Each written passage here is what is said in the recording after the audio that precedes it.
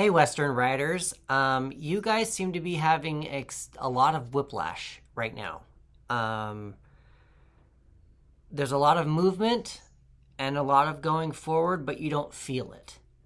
Um, it's interesting that I'm sitting down for this. I just needed to sit down. I've been standing all day. But I'm going to start energetically. Fire is your highest element within these cards.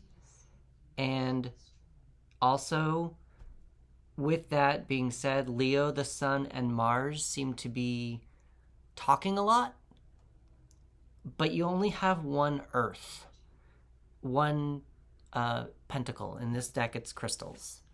So I highly recommend grounding yourself, finding a way to ground yourself. And if you don't know how to do that, number one, just slow down. Don't rush so much. Two, if you need to look up Taurus, Virgo, and Capricorn, they might have something to say to you in regards to this, because it seems like you've got a lot of attention, but it seems like there's like some internal stuff going on. It's not like the star is the symbol of hope, but you seem to not have any. But you're also, the tower is like the universe has come in and taking care of things when you weren't taking care of them, but it's also reversed. So you might be just causing yourself a lot of mishaps on your own end. You are balancing things pretty well, but you're not feeling very strong. You're not making any decisions. I just think you need to give yourself a lot of extra care. We've got the Queen of Vessels here. She's the Queen of Cups, and she's reversed. I just think you need to give yourself a little bit more self-care regarding this project, or where you're at with this project, or where you're at in your life in general, because, I mean, you have control over where you're going and what you're doing with the project, but there seems to be, like, no nostalgia with it. There's nothing fun about it. And that's the one thing that I would pay attention to regarding whatever March 2024 is going to bring you. So I'm going to move on to numbers. You've got 3, 17, 16, 7, 2, 11, 2, 6, 8, and 3. Now, if you add all those up, you get 75. And 7 plus 5 equals 12, which is the Hanged Man, which is also taking a moment, taking a rest, seeing someone else's point of view, just not forcing something, allowing something to a new perspective kind of a thing. Now, you can also go one step further and go 1 plus 2 equals 3, which is the Empress. And the Empress is the mother of the tarot. And there's a lot of motherly energy here, but I'm wondering if the Queen of Vessels and the Queen of Staves are combating each other. So I kind of just, I think you need to add a little bit more self-care, or at least some kind of a habit of self-care, in order to move forward with this project, or even to move forward with yourself as a writer. It just kind of seems like I've said this before, but spinning your wheels a little bit, but not in a good way. Like, usually there's spinning your wheels of just like rewriting a sentence over and over, but this just seems like something within you, because of all these reversals, especially all the reversals that are major arcana cards. It just seems like there's a blockage within you. So I would really pay attention to that. The color I would pay attention to is orange and light gray. So this is the color. There's a lot of grays in this deck, but pay attention to, I would say, that gray right there. This one.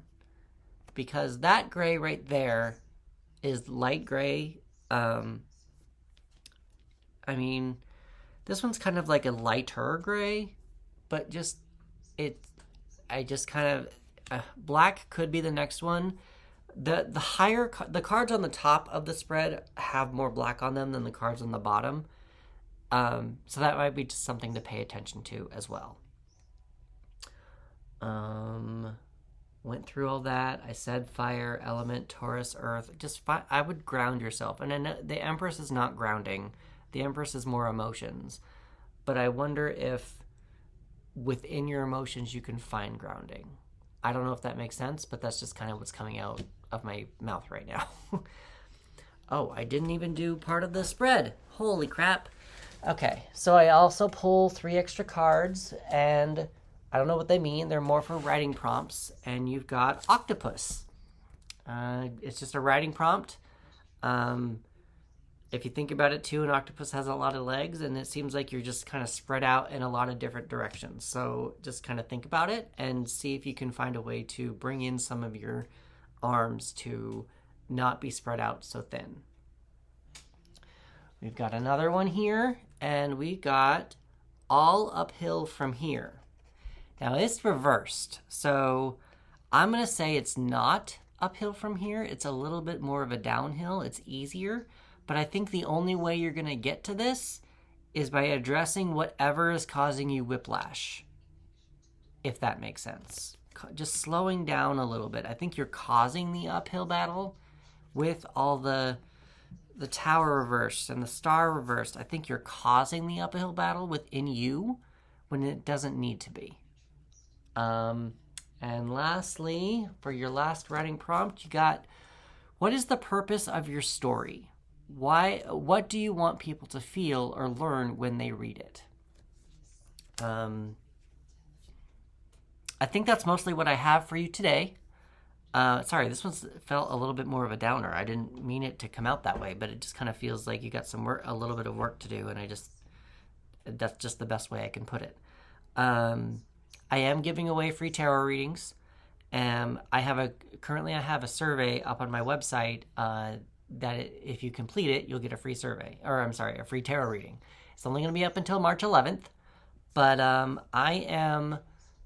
just trying to find out a better way to help have Flow Your Mojo be a better resource for writers, and I'm just trying to see. I think there's a better way I can do that. I'm just asking writers what their thoughts and opinions are, and just updating some research. So if you want a free tarot reading, fill out that survey. I'm going to put it in the comments, and it's also on my website in the link in my bio. And with that, I will see you in the next one.